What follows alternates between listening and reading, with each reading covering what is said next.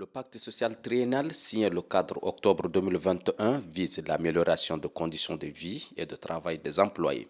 À travers ce pacte social, des engagements sont pris de part et d'autre. Il contient 69 points dont la mise en œuvre se fait de façon conjointe. Un haut comité d'orientation stratégique a été même institué et présidé par le chef du gouvernement d'union nationale.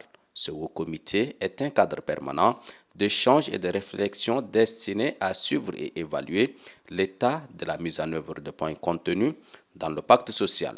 À travers la présente rencontre, le Premier ministre de transition, chef du gouvernement d'union nationale Saleh Kebzabo, a souhaité s'enquérir justement de l'état de la mise en œuvre concrète des différents points du pacte social triennal, mais aussi relancer la machine du dialogue social avec les partenaires sociaux. Dans le cadre de ce pacte, nous avons 69 engagements. Que vous compreniez souvent quelles sont les difficultés que nous rencontrons et pourquoi on n'a pas pu faire cela, vraiment de façon très pragmatique, il faut qu'on y aille. Moi, je suis disposé à le faire.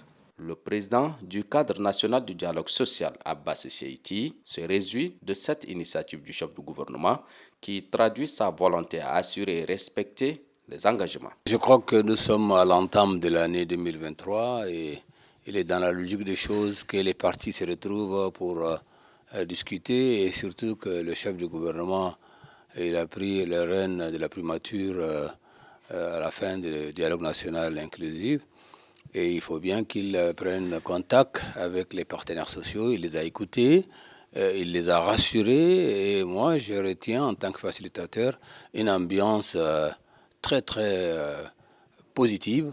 Au-delà du pacte social triennal, le Premier ministre de transition Saleh Kebzabo a appelé les partenaires sociaux à se joindre au gouvernement pour réfléchir et trouver des solutions aux conséquences des inondations à la base des flambées de prix des denrées alimentaires sur les marchés.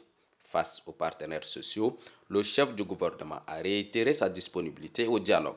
Séance tenante, le ministre de la fonction publique a été instruit à travailler avec les partenaires sociaux dans l'optique d'identifier les points faibles et les obstacles à la mise en œuvre optimale du pacte social. Les résultats des concertations entre les parties prenantes serviront de base de discussion aux prochaines rencontres.